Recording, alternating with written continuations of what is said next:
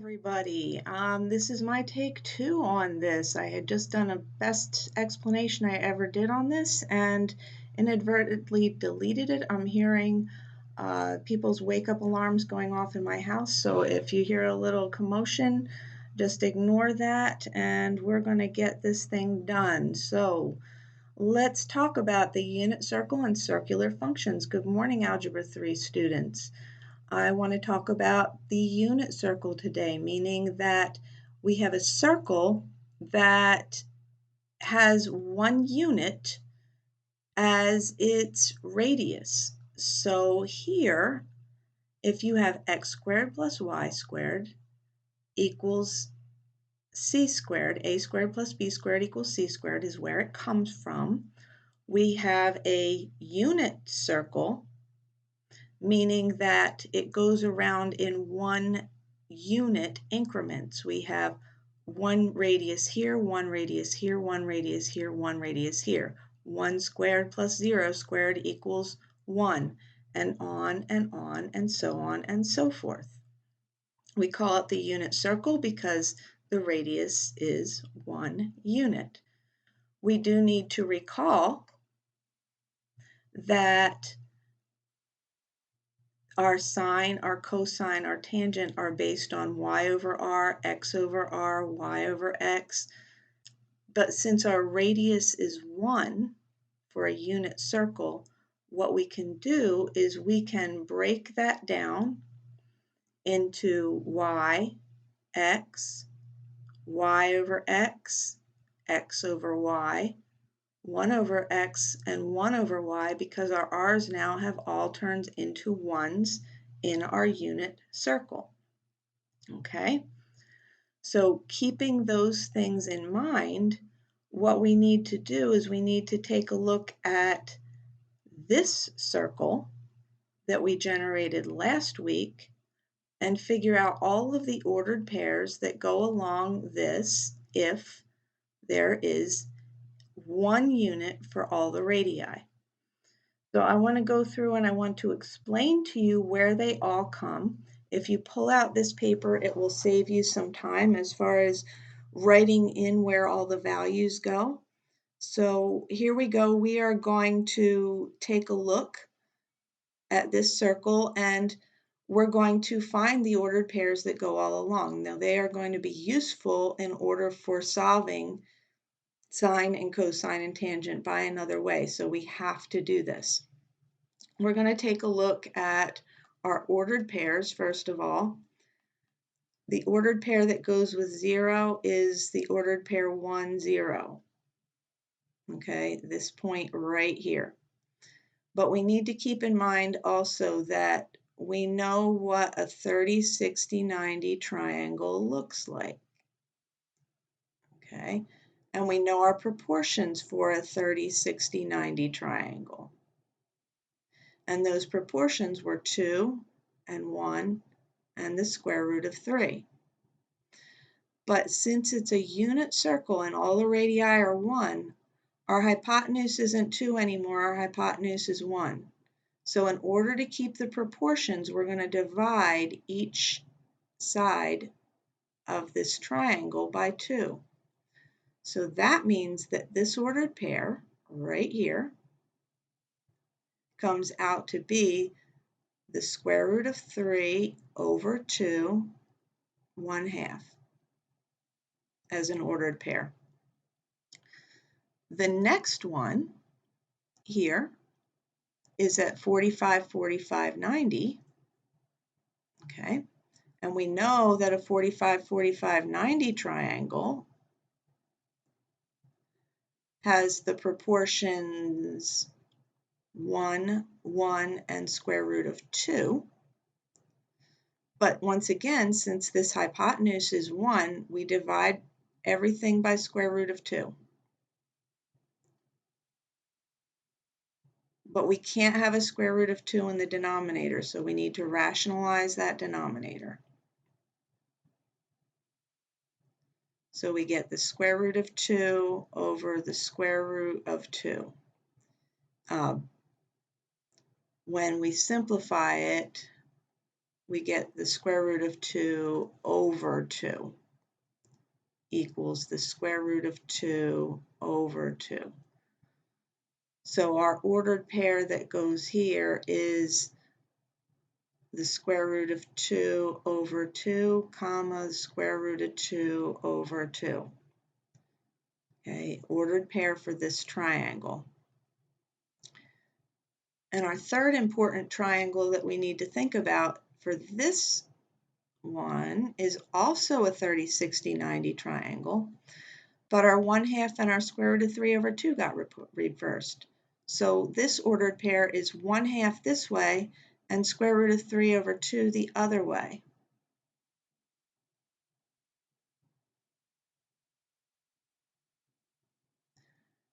Now, you are not going to be asked to reproduce this triangle, this unit circle, but you will be asked to use it. So you should probably write it down and keep it handy for all of the upcoming problems. This ordered pair will be 0, 1. Then we can start to look for the repeats, because here when we make our reference angle going back to the x-axis, we find that this is a 30, 60, 90 also, and it most closely matches this one right here that I have in blue. So instead of being positive 1/2 square root of 3 over 2, it is negative 1/2 square root of 3 over 2. Because as you remember over here, we have negative positive. Same thing happens with this one. It's based off 45, 45, 90. So this point right here turns out to be negative square root of 3, negative square root of 2 over 2. And the square root of 2 over 2. And then this red one here, this one matches this one, except the ordered pairs are now negative square root of 3 over 2 and 1/2. Then we go down to this one, which also matches this as far as the triangles idea, but both of them are negative now. Negative square root of 3 over 2 and negative 1/2. I did kind of glaze over this point right here, but it happens to be negative 1, 0.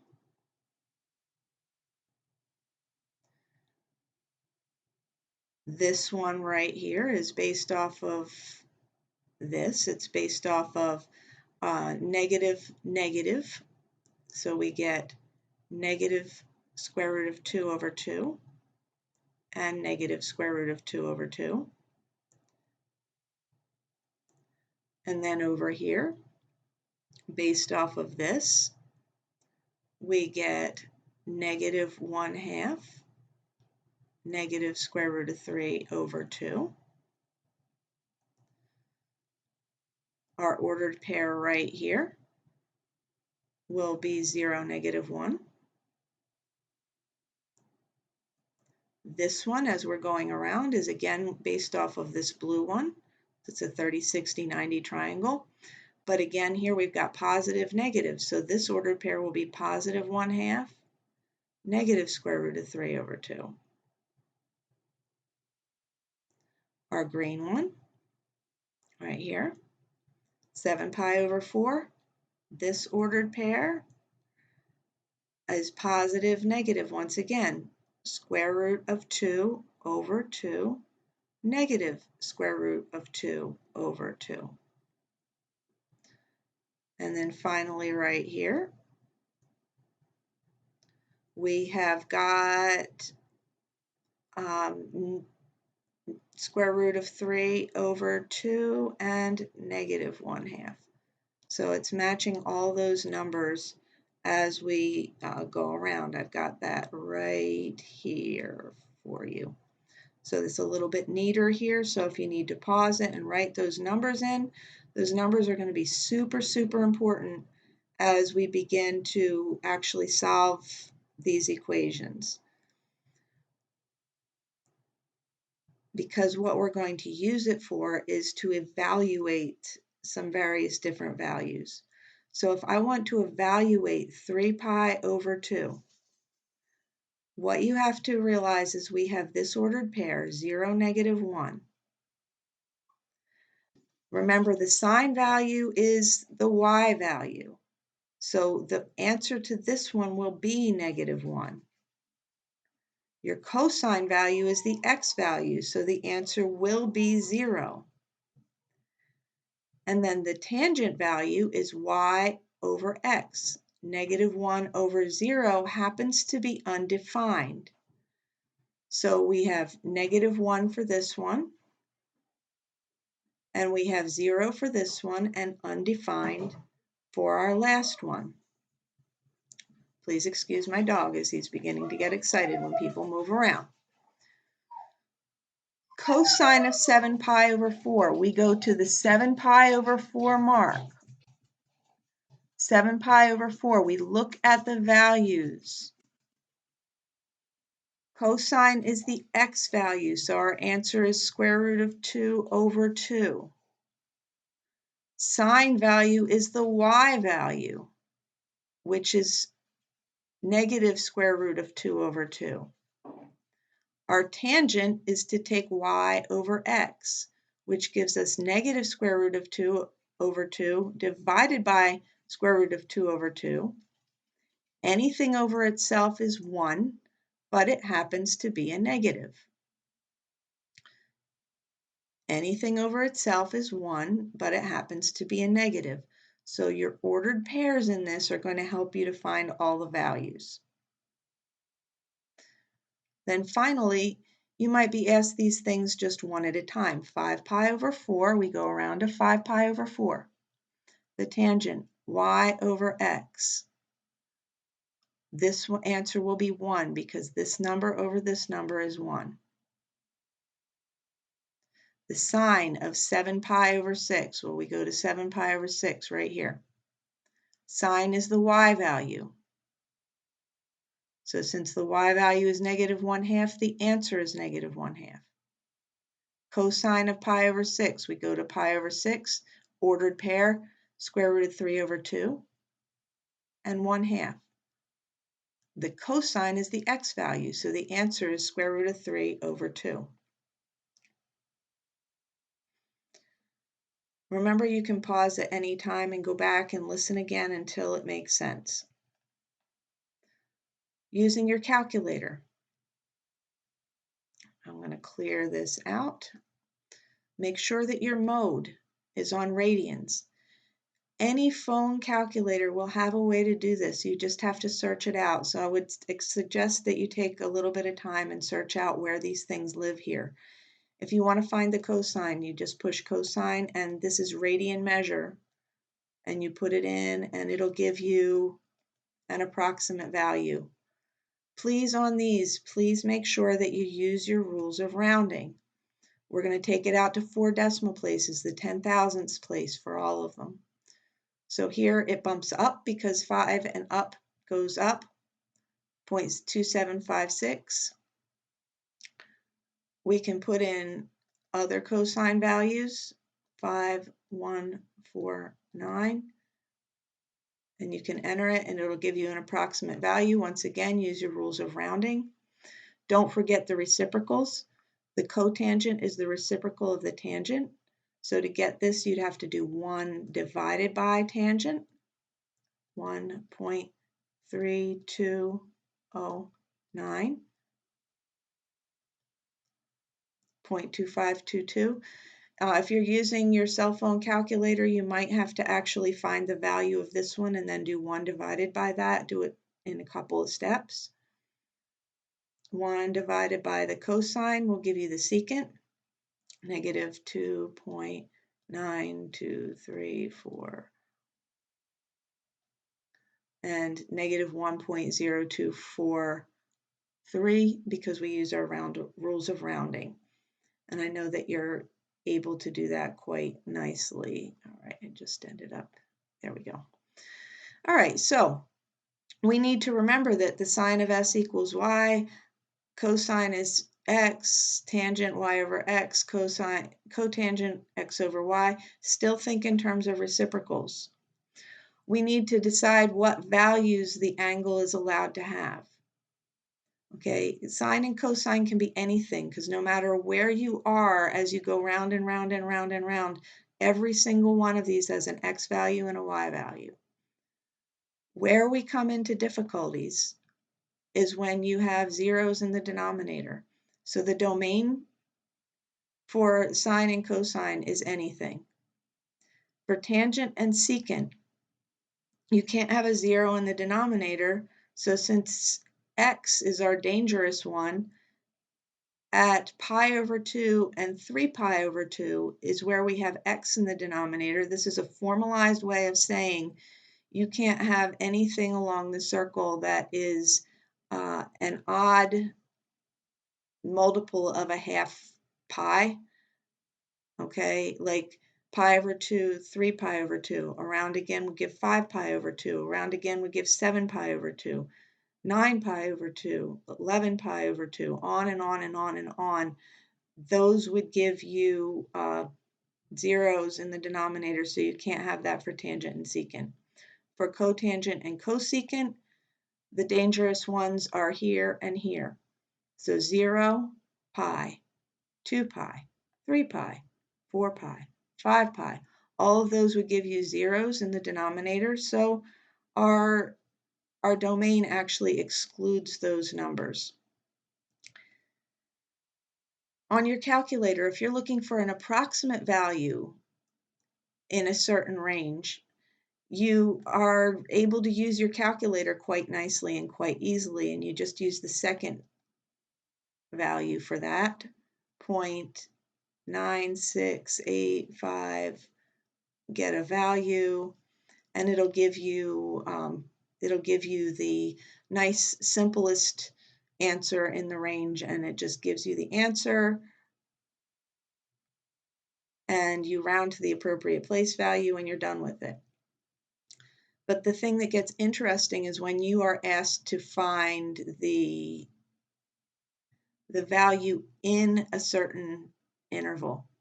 So when it says the interval from pi to 3 pi over 2, you're looking on your unit circle right in here.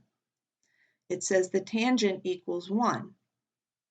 When the tangent equals 1, that means y over x equals 1.